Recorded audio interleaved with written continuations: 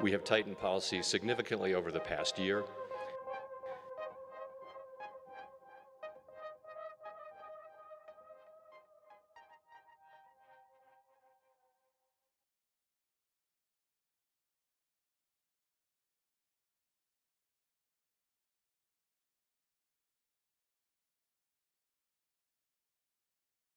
Our objective.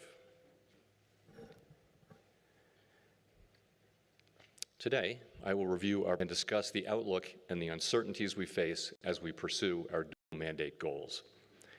I will conclude with a summary of what this means for policy. Given how far we have come, at upcoming meetings, we are in a position to proceed carefully as we assess the incoming data and the evolving outlook and risks.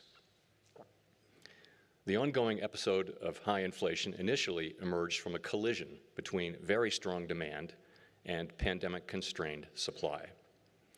By the time the FOMC raised the policy rate in March 2022, it was clear that bringing down inflation would depend on both the unwinding of the unprecedented pandemic-related demand and supply distortions and on our tightening of monetary policy, which would slow the growth of aggregate demand, allowing supply time to catch up.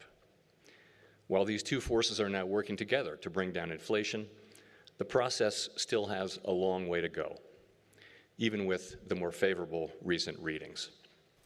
Welcome everybody to the live. On a 12-month basis, U.S. total or headline PCE inflation peaked at 7% in June 2022 and declined to 3.3% as of July, following a trajectory roughly in line with global trends. The effects of Russia's war against Ukraine have been a primary driver of the changes in headline inflation around the world since early 2022. Headline inflation is what households and businesses experience most directly, so this decline is very good news.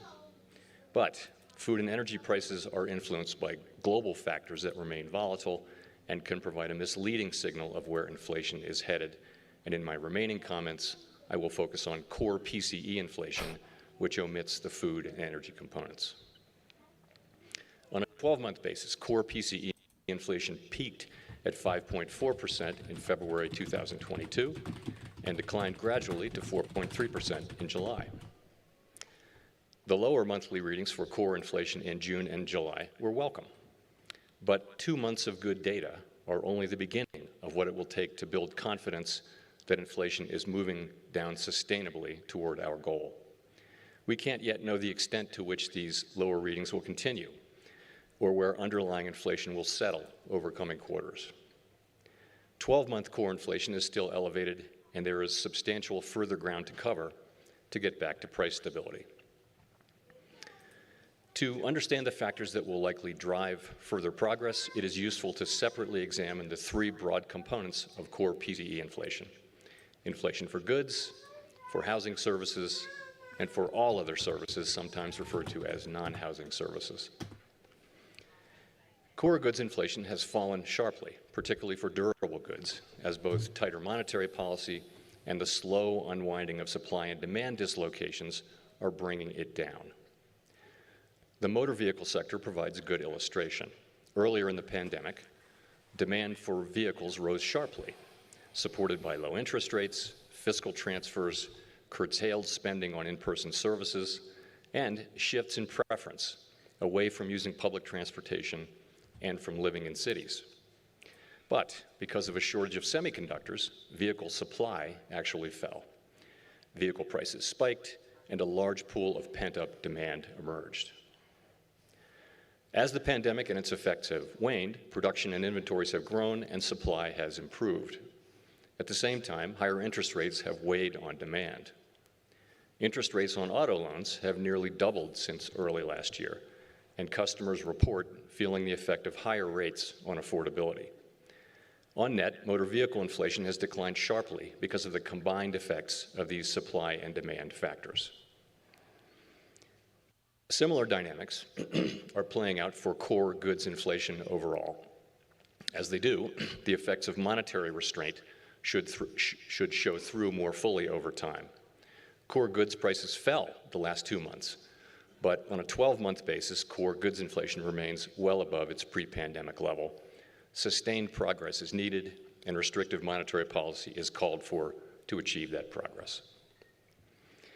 In the highly interest-sensitive housing sector, the effects of monetary policy became apparent soon after liftoff. Mortgage rates doubled over the course of 2022, causing housing starts and sales to fall and house price growth to plummet.